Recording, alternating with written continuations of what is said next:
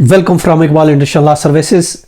आज का जो हमारा लीगल लेक्चर है वो है can bank large FIR against customer under section 489F।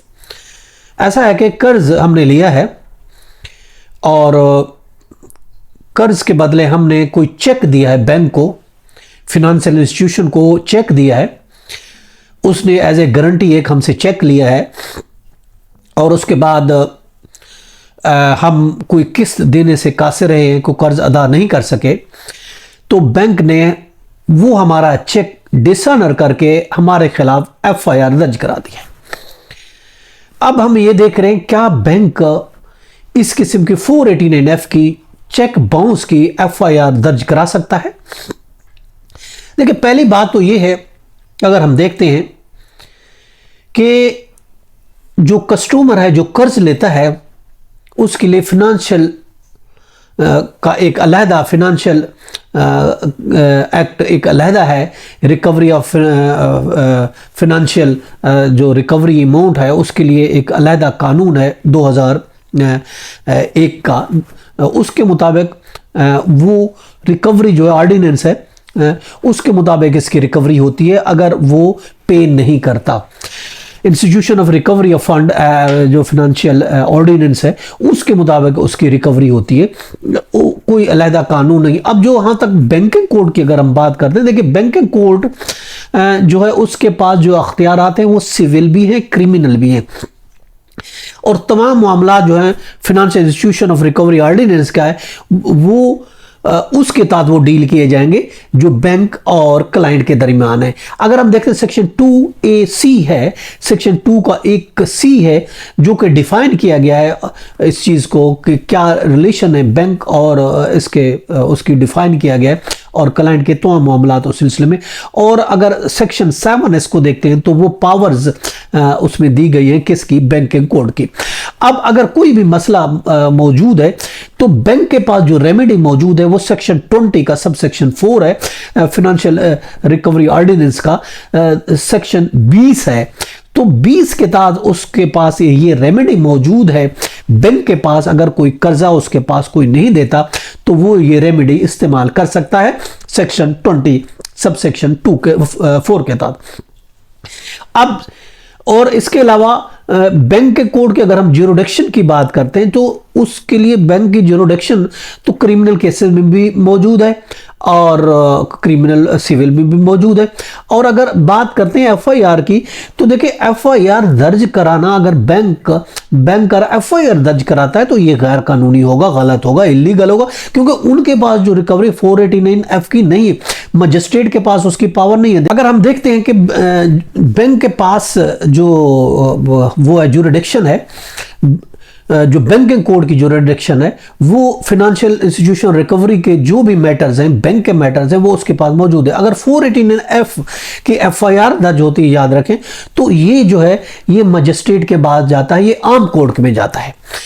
चुनाचे बैंकिंग के मैटर्स आम कोर्ट में नहीं जाते, चुनाचे 489 इस पे लागू नहीं होगा। 489F लागू इसलिए नहीं होगा क्योंकि ये क्लाइंट और बैंक के दरमियान उसके लिए कि अलहदा से मैकेनिज्म बनाया गया, अलहदा से कानून फिनेंशियल इंस्टीट्यूशन रिकवरी ऑर्डिनेंस है, उस कानून के तहत बैंक के पास रेमेडी मौजूद है। अगर कोई क्लाइंट उसके पैसे नहीं देता, अगर कोई क्लाइंट उसकी रिकवरी में मसाइल पैदा कर रहा है तो उसके पास वो रेमेडी मौजूद है। FIR दर्ज करना ये गलत और गैर कानूनी होगा।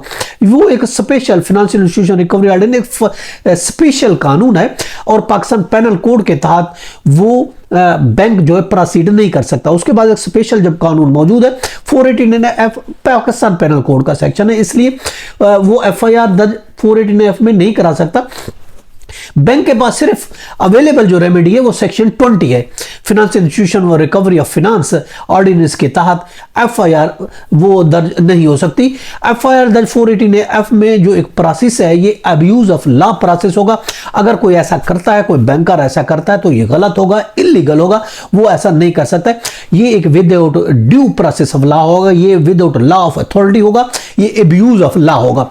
अब उस सिलसिले में अगर हम बात करते हैं, एक केस की बात करते हैं तो इसको जैसा कि अब हम एक केस की बात करें, 2010 का है, रिपोर्ट केस है जो कि साबिर वर्सेस नजीर का है, 2010 CLD page 344 Karachi, 2010 CLD 344 Karachi, जो कि साबिर वर्सेस नजीर का ये एक रिपोर्ट केस है। इसमें ये कराची हाई कोर्ट ने ये करार दिया है कि नहीं कर सकता बैंक एक FIR दर्ज नहीं कर सकता 489F की। इसी तरीके से हम दूसरे एक रिपोर्ट केस की बात करते, वो रिपोर्ट दूसरी तरफ मलिक तारिक महमूद वर्सेस अस्करी लीजिंग का केस है, जो कि 2009 CLD पेज है 1422, 2009 CLD पेज है 1422। अब इस केस में ऐसा है कि एक क्लाइंट ने गाड़ी लीजिंग पे ली और उसके बदले में उसको चेक दिया, और बाद में उन्होंने वो चेक जाके बैंक में जमा करा के डिसनर बैंक ने, अस्करी लीजिंग कंपनी ने, जो कि एक बैंक है, फाइनेंशियल बैंक है, तो उसने डिसनर करा दिया और उसके बाद उसने उसकी 489F में FIR दर्ज करा दी। कोर्ट ने यह कहा है ये कस्टमर और बैंक का मैटर है जो सेक्शन 2C में फाइनेंशियल इंस्टीट्यूशन रिकवरी ऑर्डिनेंस के तहत आता है, और सेक्शन 7 के तहत उस पर क्रिमिनल अगर कोई कार्रवाई भी होती है तो वो सिर्फ बैंक कोर्ट ही कर सकती है। और जब उसके पास एक remedy section 20 subsection 4 financial institution recovery ordinance में मौजूद है, तो वो वहीं पर कोई कंप्लेंट अगर करना चाहता है उसके पास वही रेमेडी मौजूद है। 489F की FIR दर्ज करना ये अख्तियार नहीं देता कि वो इसकी FIR दर्ज, कानून जो उसकी इजाजत, पुलिस को ये भी इजाजत नहीं देता कि कोई इस तरह की FIR दर्ज करा सके। पुलिस अपने हाथ में कानून भी नहीं ले सकती कि अगर चेक बैंक का डिसऑनर होता है तो वो जाके बैंक की कंप्लेंट पर FIR दर्ज कर दे, ऐसा नहीं कर सकते। 489 पाकिस्तान पेनल कोड है और पुलिस को कोर्ट ने कहा अपने कानून अपने हाथ में नहीं ले।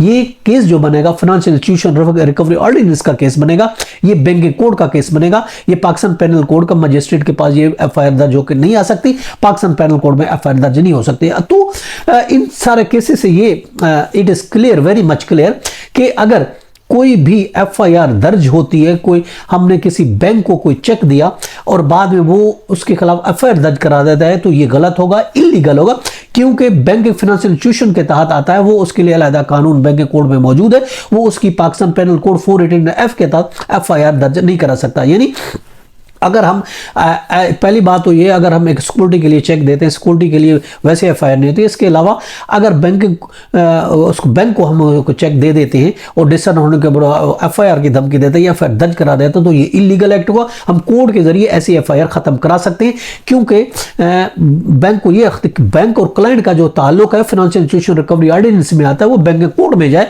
उसके खिलाफ वहां उसकी रेमेडी में सेक्शन 20 में मौजूद है, वो 489 पाकिस्तान पेनल कोड में अपने रेमेडी इस्तेमाल नहीं कर सकता, यानी FIR दर्ज नहीं करा सकता। अगर चेक डिसऑनर भी हो जाता है तो वो उस पर FIR दर्ज नहीं हो सकती, उसके लिए अलग कानून मौजूद है, बैंक कोड में हो जाए और पैसों की रिकवरी करे, क्रिमिनल करता है, सिविल करता है, जो भी करता है, मगर ये नहीं कर सकता कि पाकिस्तान पेनल कोड में वो जाके FIR दर्ज कराए और क्लाइंट को धमकी दे। ये था हमारा आज का लीगल लेक्चर। इजाजत कर, कल फिर मिलते हैं। Have a nice day. अल्लाह हाफिज़।